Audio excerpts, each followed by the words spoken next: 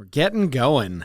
You exciting. All right. It's only Thursday. It's not Friday yet. No, it's not Friday yet. It's not Friday, but that brings us to our discussion. Welcome back to Brothers Contracting, our podcast. It is a beautiful day outside, and we're here inside our studio, South Florida. Yep. And we just wanted to kind of get touching base with everybody again. Last week we had discussed the idea of utilizing systems and how that can really help with scalability and growth in a business, and some of the things that we've taken out of that and utilized, and some of the things that haven't worked, and kind of the idea of seeing what sticks, and just being able to be transitional and move quickly and try different things out.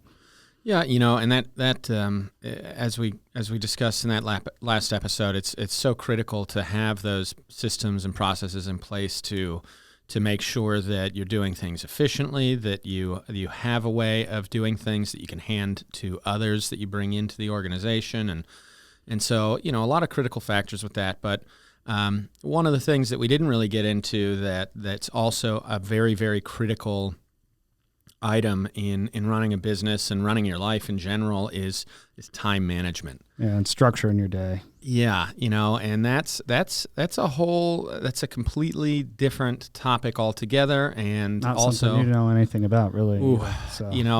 Honestly, it's always been a challenge of mine for sure. We're going to get into a little bit of detail about how we go into figuring out how to prioritize different aspects of what we're trying to do, what we're trying to accomplish, prioritizing the day-to-day needs, the dramatic right now, this has to be done type needs, and also the more long-term goals in terms of setting up what the future that we're trying to achieve.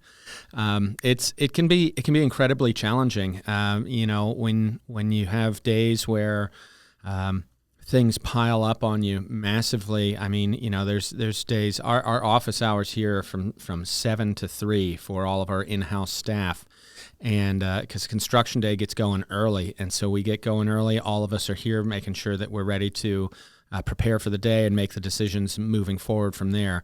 Chad and I often find ourselves, when everybody else is left at 3, we're still sitting here in the office. Yeah. And, by the time 5 o'clock rolls around, both of us are kind of into like, okay, let's now start. Now we've kind of caught up with all of the reactive stuff, and let's start prioritizing, moving forward for the evening, what we're going to do for the rest of the night. And, perhaps both of us on our lists, we might both have 20 really important items that, like, okay, all of these things are very important, kind of need to get done.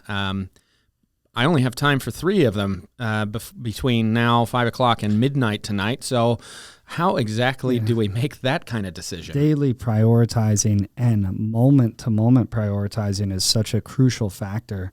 I can't tell you how many times my list of to-dos gets rearranged on a daily basis. It's insane.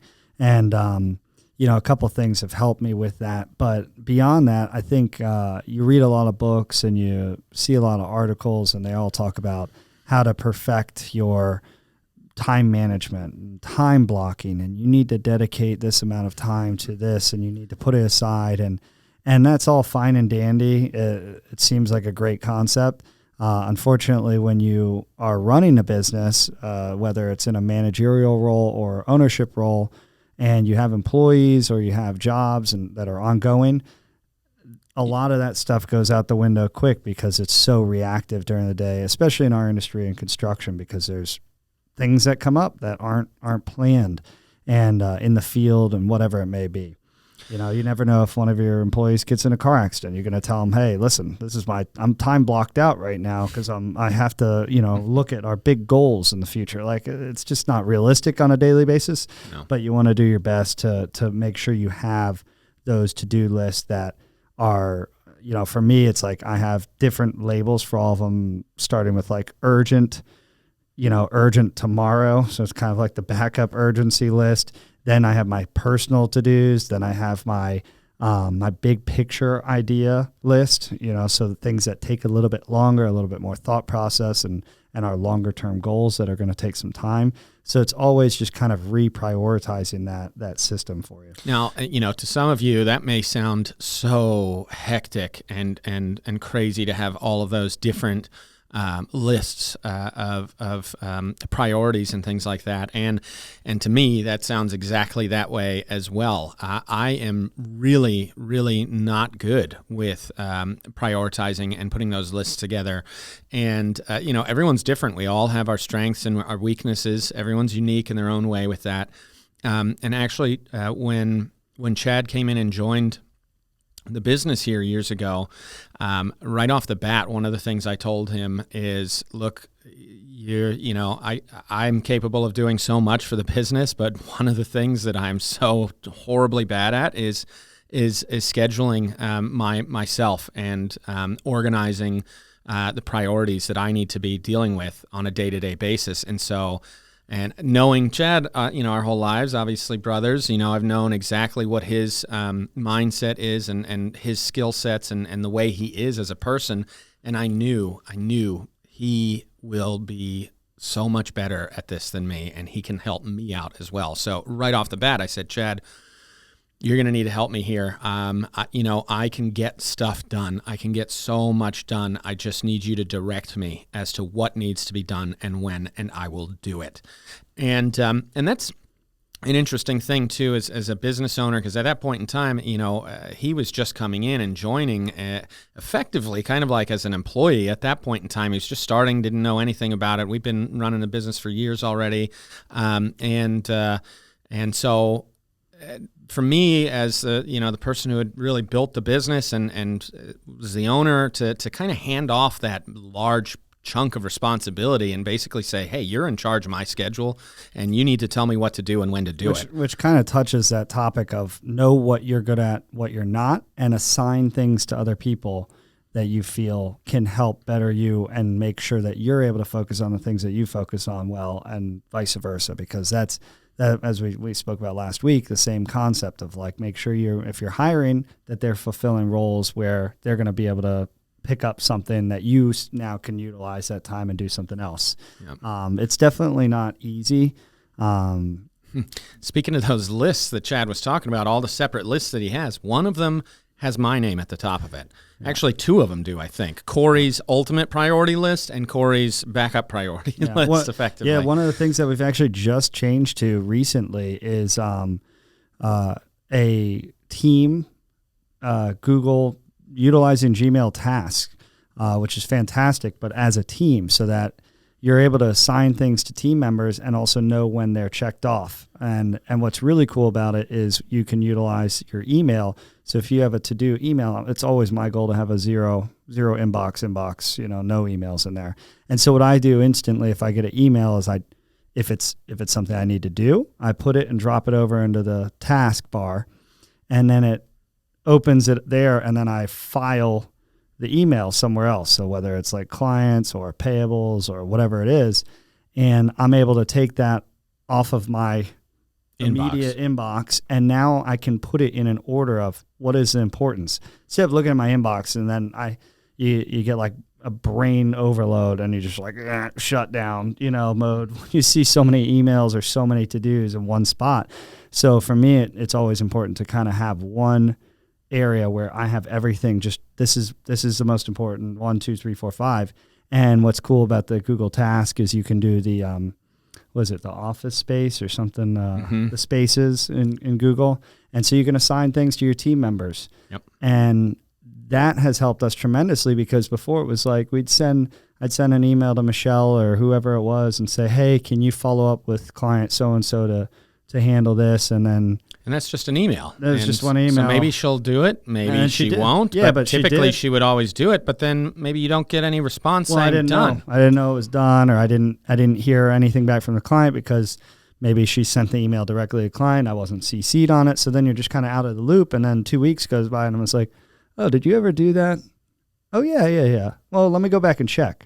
Mm-hmm. And now we've got like this paper trail that says, yep, that was completed on such and such on day. this day at this time. Simplifies it. And as a team, as you're growing, you need more and more of those systems. Now, we found that there's a ton of those types of things out there. There's tons of to-do lists, Todoist, and there's a million of them, and team ones, and different CRM programs. We try to utilize as few programs as we can because it just gets to be too overwhelming. And you kind of pick and choose the things that work well in those systems for you.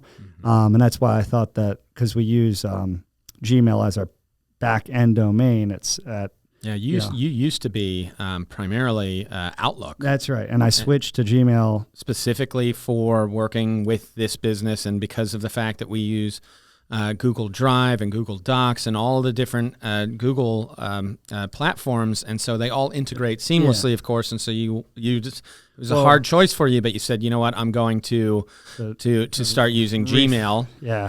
But they're less business oriented as opposed to Outlook, and but it's so much better. And then I picked up an app called Kiwi.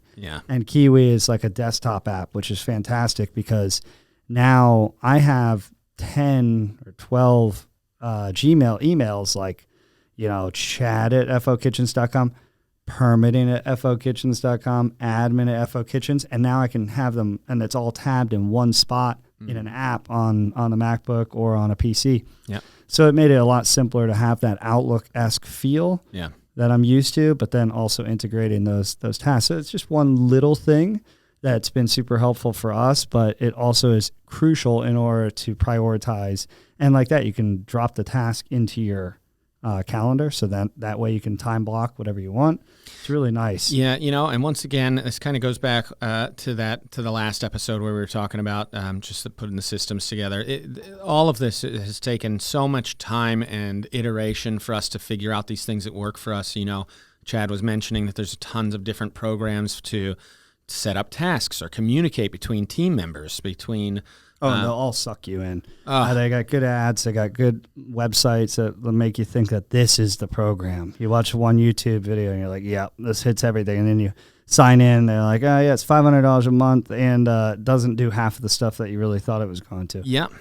And, and the thing is, too, if it doesn't integrate with other items that you're already using that are core to your business practices, it's hard to get people to go and open up that other tab and go into that to communicate somewhere else, to just go back and jump back into everything they're doing in this other area. So that's why we did find that Google, once again, when it comes to time management, having everything in one place, having it all work together seamlessly, that helps speed up the process, because you're not trying to, okay, wait, where do I go to communicate? Check back in, all that kind of stuff. There's also chat in there and stuff, so some people use that.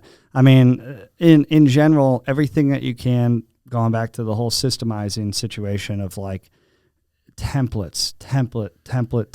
Even in our QuickBooks, which is our accounting software that we utilize for estimating everything, I created recurring transactions that I know my estimates are based upon this almost identical setup every time, plus or minus certain items. And so it saves me hours of my week every week, and yes, does it take more time to set up on the front end? Of course. And so then you're always like, I don't have time to do that right now. But if you don't do that right now, you're always going to be in the rat race. You're always going to be feeling like I'm back to square one every week, doing the estimates or whatever it may be that takes you some time. So yeah, that's important. So to kind of pull back into the general overall topic here of time management, once again, everyone's different. Everyone has their own unique way of being. Chad was saying earlier how time blocks, like that all sounds great, but it's not realistic when you own a business. However, that's how I work best, is in time blocks and setting time aside for tasks.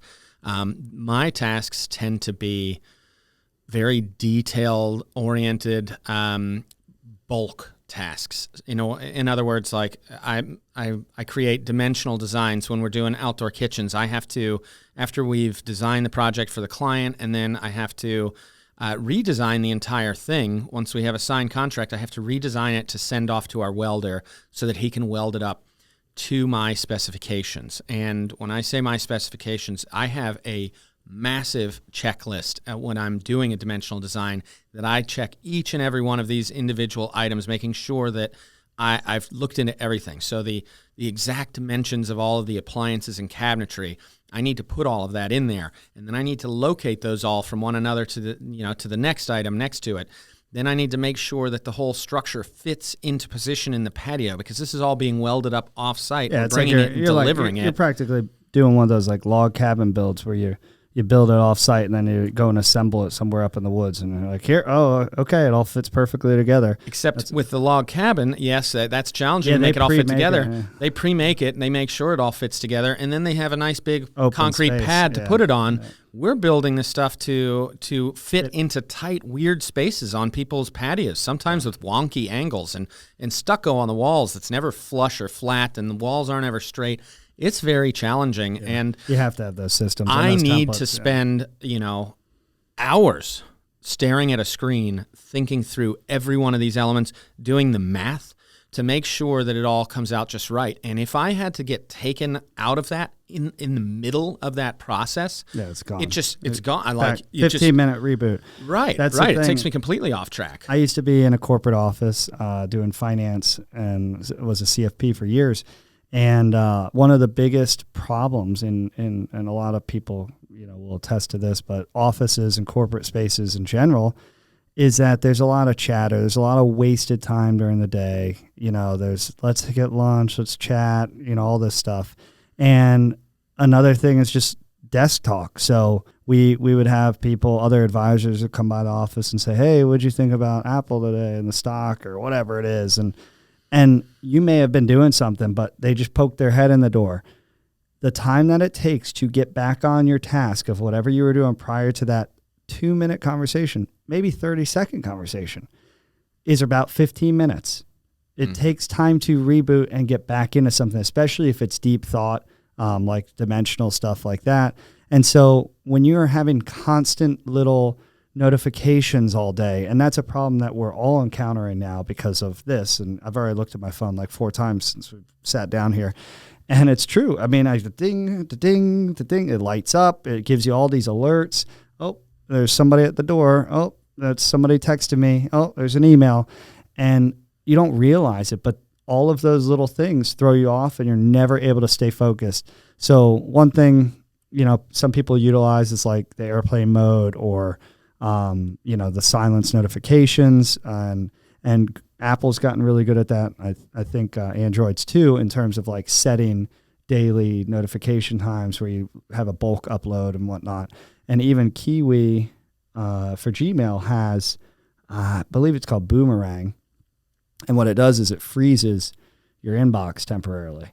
So you can set it and say, freeze all inbox emails for 2 hours, which is really cool, because then if you want to get down to a zero inbox, if that's what your personality is like mine, then you have time, and then it's like, it's 0, and it looks like 0. And then, you're not, floor and decor tile samples, 20% off. And then you're like, oh no, get that out of here. You're not getting frustrated, the whole time. You're just constantly getting peppered. Mm-hmm. And I think that that's a really good thing to do. If you can utilize some of those systems to just shut it off somehow, some way, and just limit it to the things that are like really important, and that could be a call from your foreman or something like that. Yeah, but the reality here is that once again, as Chad was mentioning earlier, a lot of this stuff, even if you set your phone not to alert you, like that's not necessarily realistic. We're both fielding phone calls all day, every day, from our project manager to our in-field workers, to our subcontractors, to our customers, and we try to siphon as many calls as possible through our front desk and through Michelle, so that she can kind of just gather that and then dump it all onto us at once and be a bit of a gatekeeper. But at the same time, there are people that have direct access to us that need to have that. And, when it comes down to it, as business owners, nobody can make decisions like you can for your business, and nobody wants to typically. Yeah. It's really your role. What is your role? Especially when things go wrong, you have to be ready to manage and deal with whatever's happening right then and there and fix it, take care of it, make phone calls, do whatever you have to do. And so in terms of our time management, a lot of times that just kind of puts us into okay, well, we're going to be reactive all day long, and then we're going to spend some hours here after hours. That's one of the reasons we shifted our hours, and it's so true. It's like, what do you if you're a waitress or a waiter waiting tables, you can't say, I'm sorry, don't ask me for ketchup right now. I'm time blocking this moment. This is time block for me. Like, it depends on your job, right? Yeah. So we found that for our business and being in the ownership role, we can't avoid that. Some people, we previously had a designer, 3D designer here. She had more of an ability to close the door and put her headphones in and work and not have the interruptions, because that just was that role. It worked for that, right? It allowed it. In terms of, we shifted our hours to do that better, because in a lot of cases, Cory and I were getting here 6, 7 in the morning anyway. And so then we were reactive from 6 to 7, but then some employees would show up at 9 because we were 9 to 5, right? And then now we're working, and then they leave at 5, but there's still phone calls coming in. There's still new business. Our guys are still working in the field. So there's problems still occurring after 3 o'clock or after, up till 5 or sometimes later. Mm-hmm. And it was like, oh my gosh. So now we can finally get away from our reactive time, do something progressive, and that would usually be at 5:30, 5:45, and we'd maybe do 2 hours or 3 hours, but it's already late. You're missing dinner with the family or whatever it is. So we shifted to 7 to 3 just so that you and I could have a bit better of, well, everybody kind of likes it because who doesn't want to be off at work at 3? But beyond that, it was kind of selfishly for us to say, well, now we have 3 to 5 to really do something, which is, ideal. 3, exactly. We have 7 a.m. Everyone's here so that we can all work together on whatever prepping for the day, handle issues right from the start, and have all of the people that have pieces of that puzzle here at the same time. Good for them too, because we don't they don't get calls really. Most people aren't calling an office at 7, even though we're technically open from 7 to 3. Yeah. They're still thinking normal business hours, 8, 9 o'clock. We actually don't even have the phone turn on to allow people to call in until 8, which is part of our process there too. From 7 to 8 is just clear time for the most part for nobody. Our guys aren't yet out in the field. Our actual field guys, they get here around 7:30 themselves, and then they're not onto job sites until 8.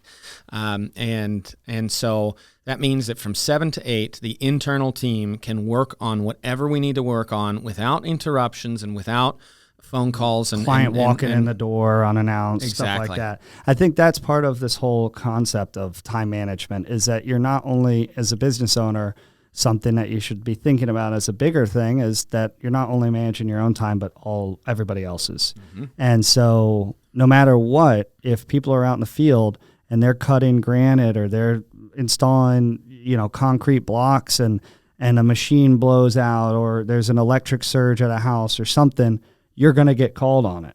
And in our business, it's something that you have to react to no matter what. And so if you can cut those hours down when people are working for you, you have the ability to structure your own hours outside of that a lot better. Mm-hmm.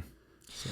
Now, in terms of your people and your team, of course, there comes a time where things that you've been prioritizing for yourself and scheduling and delegating to yourself, you reach a maximum at a certain point. And so then you have to start delegating these things to people and sometimes bringing in new people in order to have people to delegate to. I've always said to you on that topic of let's wear all the hats that you can until you literally physically and mentally cannot, and then we'll pass one of those hats off. Yep. And and I think when you're a young business growing and trying to work through cash flow things when you're really early on, you have to, because what's your option? Oh yeah, you can hire 50 people, you'll be bankrupt next week, but that's not an ideal scenario. So you have to be kind of strategic with that, to the point where like I'll handle it as long as I possibly can, because at the end of the day, more hands and more payroll is not always necessarily a productive thing either. And it doesn't really necessarily get you any more business or profit. So might give you some more free open time throughout the day, but in the end, if the bank account doesn't have money in it at the end of the day, everybody's got to be bringing something to the table that really substantially helps the business and helps you grow it further. So think that's a really important topic of not just, oh, well, I've been able to delegate all of these activities to other people. Now I guess I'm out of a job here, It's like, what's my purpose, I think another important aspect of that in terms of delegation is really choosing wisely what to delegate as well. As business owners, we, like you're saying, we do wear many hats, and some of those hats don't fit on anybody else. Without us being a multi-billion-dollar corporation where we can go out and hire the greatest talent and find the exact right people for these individual roles. And even those guys are firing hundreds of thousands of jobs right now, saying that, oops, we made a mistake and overhired and didn't think through that because we had divisions that were unnecessary. And that's what's happened. You got to be careful with that. So too much growth too quick, you got to be hesitant on. And then even then, when we're talking about employees versus owners, I do not care. There's always going to be a divide there. I don't care how motivated and how intelligent and how devoted an employee is. And believe me, we have definitely seen some employees who have just impressed the absolute hell out of us in terms of their commitment and their taking ownership in the business. But no matter what, the buck still stops at you. The buck stops at you, and there's a different mentality. You're the ultimate decision maker, and it's always going to come back if it's something big enough. And that's that's usually how it goes. And even that, when you're the CEO of Google, whatever it may be, those are what those guys make. They make the really, really large decisions. They're not dealing with the small topics on a daily basis. So when you are delegating, you really do need to make sure that what you're delegating isn't just something that takes up a lot of your time and you need to get off your shoulders. If it's a critical factor, for us, putting together estimates is something that Chad does. That's his role. And we have discussed so many times over the years, like, is this something that could ever go to anybody else? And basically the answer just keeps coming to no. Not with the current work. Not with the current work that we're dealing with. It's so specialized. It's so unique. It has taken him years and years of both trial and error and also learning all of the different things that we do, all of the different subs that we utilize, and really getting a feel for all of that. And so it's just an item that just can't be delegated. It's something that literally takes years to learn, to be able to even put it. It's almost like it's an art form, how to put together an estimate for an all-encompassing patio remodel. Yeah, it takes, and even though he's incredible at it, it still takes for a full patio remodel. How many hours? 3-4 hours on a good one. On a basic one, 2. Plus. And that's after we've already put in about 10 hours, aside from him, me in the showroom with clients taking notes of everything that they're interested in detail, going out to their house and getting LiDAR scans of their patio, all of that. And so, there's a lot that goes into it, and it's just a very specialized thing that we just couldn't give to anybody else. And if we did, the business would just go under because, nothing would get done right. Yeah, the time blocking on that is difficult. And that's one of those few things that you're just like, I wish I had better systems. You try to do as much as you can. Like I said, I create templates and so on and so forth. And the speed at which I'm putting together an estimate now versus what anybody else would take a month to do, I can do in 3-4 hours is great. But it's still an exhausting, repetitive thing that you have to try to figure out ways out of. And that may be saying no to certain clients. It's very easy when you're growing to just say yes to everybody. And that's a trap that you can easily fall into. And you have to have, your borders of like, listen, we really don't do that. Or, we have to stop somewhere because that's just out of our scope of what we do, because then you're just chasing things around for a couple bucks by the end of the day and all the energy that you put into it. So you got to be careful with that. One of the other things that we've found to be really helpful is rewards, systems and rewards. And even as owners, of course, everybody should have goals in their lives. We have tons of goals for our businesses, and Cory and I, that's part of the fun. After hours, some nights we're like here till 1 a.m. We're like, okay, we're going to spend this last 30 minutes just talking about what we want, where we really see things going. And it's really important to keep on that and make sure that you're constantly, if you're with somebody as a partner or if you're, on your own, to have somebody to bounce that stuff off of, to make sure that you're just continuing to have this ambition. And one of the ways that we do it, even just on a short-term basis, is bonuses. We're owners of the business. We could take home payroll and leave it at that and put our payroll at a set amount per week, and that's that. But we don't do it that way. We do a payroll, and then we bonus ourselves for certain things to get completed. We're up till 2 a.m. last night doing estimates. Didn't want to be. Sleep sounded much better. And if I didn't have an incentive to myself to say, I got to get this estimate done, there's a certain financial bonus out of it, and it's just got to be done because otherwise it's going to drag out anyway. Mm-hmm. So it's a double, win for us in that case. It really helps to have financial bonuses, and it flexes with productivity. Yep. So, if we make sales, we pay ourselves a bonus. If we complete something, we pay ourselves a bonus. And I think it makes it exciting because then you really see and feel with the business and you feel it. And, I think it's a really good thing for any employment position at all, is to have some things that are incentivized.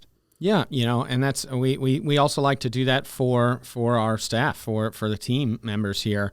We definitely, I would say, kind of what I was just mentioning about delegating. It's tough to delegate certain tasks. So as a smaller business, a lot of the things that we tend to delegate are busy work type stuff and items that aren't not so mission critical.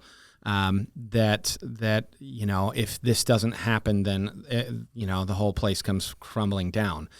We hand out stuff that is absolutely necessary to keep the business flowing and moving, but like I'm saying, isn't those big things like putting the estimates together. But at the same time, all of it is important. All of the aspects of what we do here are important.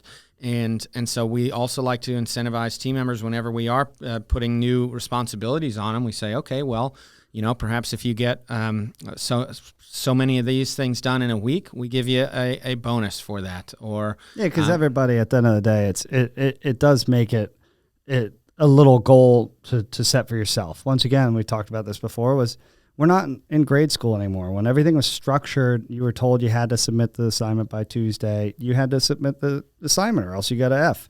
And when you get out in the real world and you're a business owner, it's hard to create that and the pressure on your own self on a daily basis to say, I have to. Because at the end of the day, you could say, I don't need to send this estimate tonight.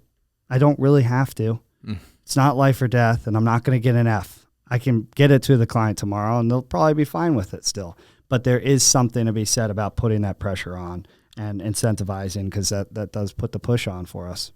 Now, there's also something to be said about a work-life balance, which is a whole different topic. And in regards to that, that can be challenging at times. As I see you taking a call from your wife right now, actually, or messaging her back, it's very challenging. There are things going on all the time, not just with the business, but with your life outside of these walls.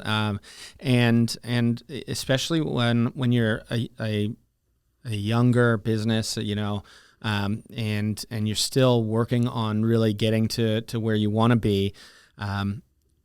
This is kind of, for us, this is a period in our lives where it's kind of like crunch time. Like this is when we're grinding. We're just we're doing everything we can while we have the energy to do it and if the time to do it. Yeah, if we're going to be greeting at Walmart, it's going to be out of our want to do that at 75 years old or 85 years old, not because we have to. And that's the goal, is to not have to do anything, when it is harder. And then, you could become physically disabled or whatever it may be. Something happens in life.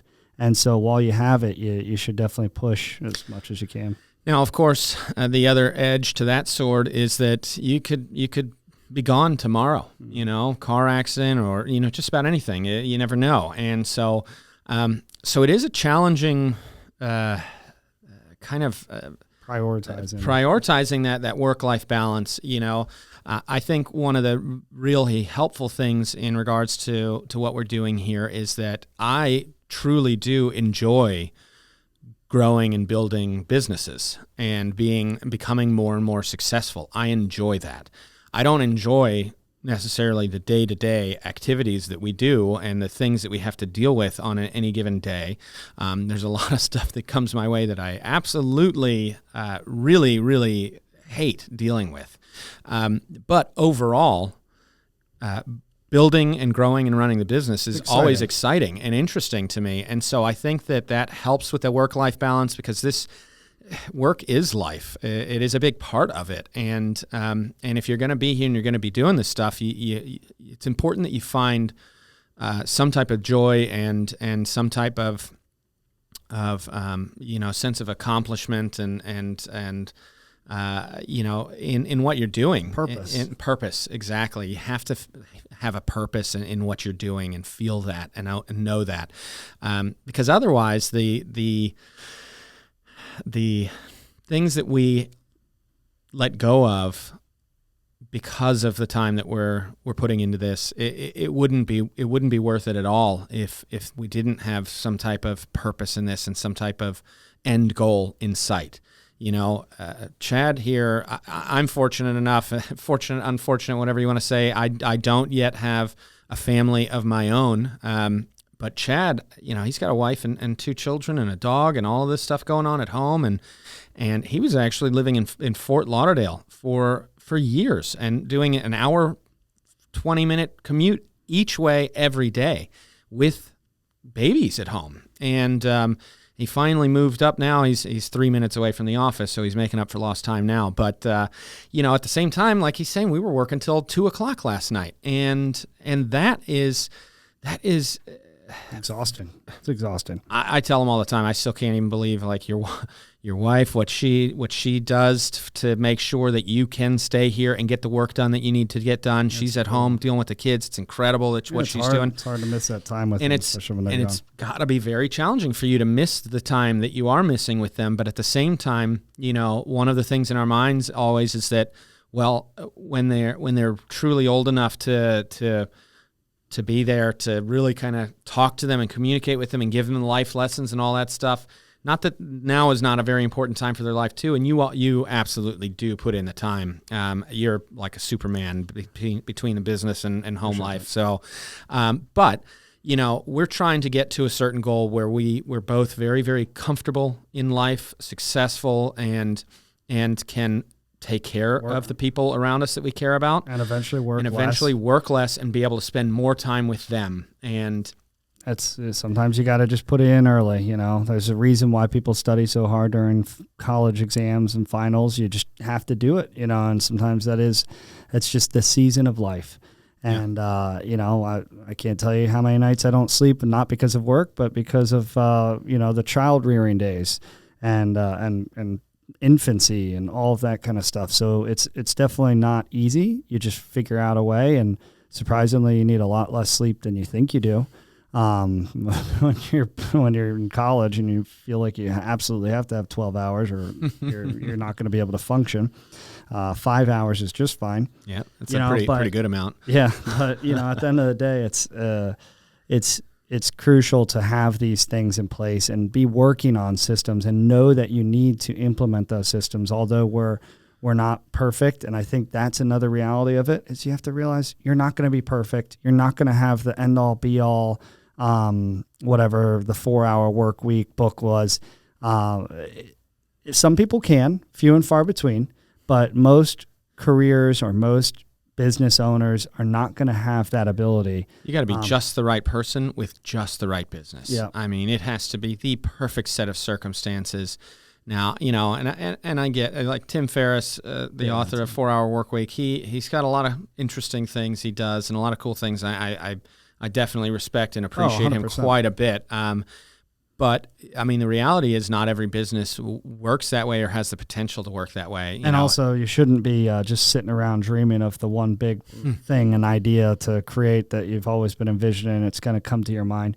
It's hard to go that direction, because at the end of the day, you got to pay the bills and live and work, I'd say one of the most important time management decisions that you make for yourself ever is get started. Yeah, do something. Start going, do something. If may you want find time something later, better. you need to spend time now. And so just getting started on whatever. And so, yeah, like you're saying, just sitting around thinking what's going to be the perfect business that I can, travel the world on a daily basis, like all the time, and still have this business running and doing things for me. It would be incredible. If you come up with that idea, I'd love to know about it. Maybe I'll invest. I don't know. Sounds great. Give me a call. But in general, most businesses on this planet do not work that way, and you just have to put in your time. And kind of, once again, going back to the last episode on systems, if you want to eventually have that time, you have to implement all of these things. Bring in the right people, put the right systems together, make sure everybody is utilizing the systems for what they're doing in order to actually achieve that goal. And that's why it takes a long time. You can't just build a business like that overnight. You have to know your business inside and out. And knowing it inside and out allows you to figure out how to do it better. And now you know it inside and out, and you know how to do it better. And now you have to teach others to do it well. Yeah. And those are people who don't have the background that you have as to why you're doing things the way you do. And so there's kind of a disconnect there. It makes it very challenging, but that's the real thing. Just get started and make things happen. And eventually, if you keep on improving and implementing and working, and we're not there yet.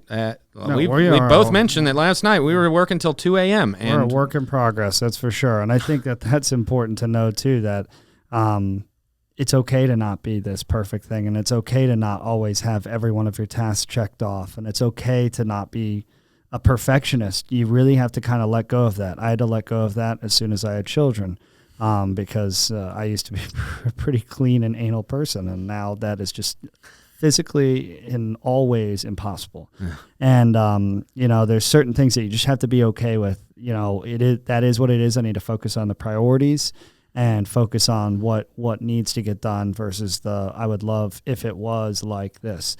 And, we're not trying to overwhelm anybody who's listening to this because we're just throwing out a ton of, you need to do this and you should really do this. And it's not going to be good. And it's tough to get there, not trying to freak everyone out. But it's a hard, long, progressive growth battle that you should consistently be having in life and work, and you have to always be trying to evolve and figure things out and work out better systems. Because we all, at the end of the day, would love to get down, Cory and I, our goal is to have a 4-day work week, not 4 hours, 4 days, but that is our goal. And we've talked about it for years, and to have the 3-day weekend every weekend would be unbelievable. Still nowhere near it. No, unfortunately, the government created the 5-day work week so that you just have enough time to just rest up enough that you feel like, I'm starting to feel good Sunday afternoon, and then you got to go right back to it. So, hopefully at one point we'll be able to do the 4-day work week because there's a lot to be said about getting more done in a short period of time instead of letting things draw out and meetings. And that's why I think the world's become a lot more efficient because of COVID. And in terms of trying to have, video conference meetings, and more people are working remotely than ever. So some people do have more of that 4-day work or 4-hour work week opportunity because of technology. But it is important to make sure you stay on target, on goal, and cut down on the wasted time during the work days because, you're not going to get that back at the end of the day.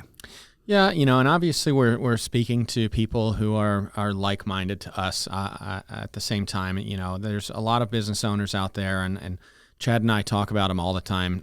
Not particular people, but more so just businesses that we've seen, that we've patronized, that we'll get back to the office in the morning and talk to each other and say, man, I went to this restaurant last night. You wouldn't believe all of the issues that they're having there, or what the things that they're just not doing right, and the reality is there's a number of businesses out there where they kind of figured out what they do and they're comfortable with it and they keep doing it, which for some, if you get to that point and you're comfortable, you're making enough money, you've got your business figured out to where you're good with it, it's never going to grow, and that doesn't matter, it is what it is, more power to you. if you're happy in that place, then that's amazing, Yeah. and That's that's everybody great wants for a you. purpose in life, and if you're happy, that's the ultimate goal, right? Absolutely. And But- more time and energy. But for individuals like us, we've just found that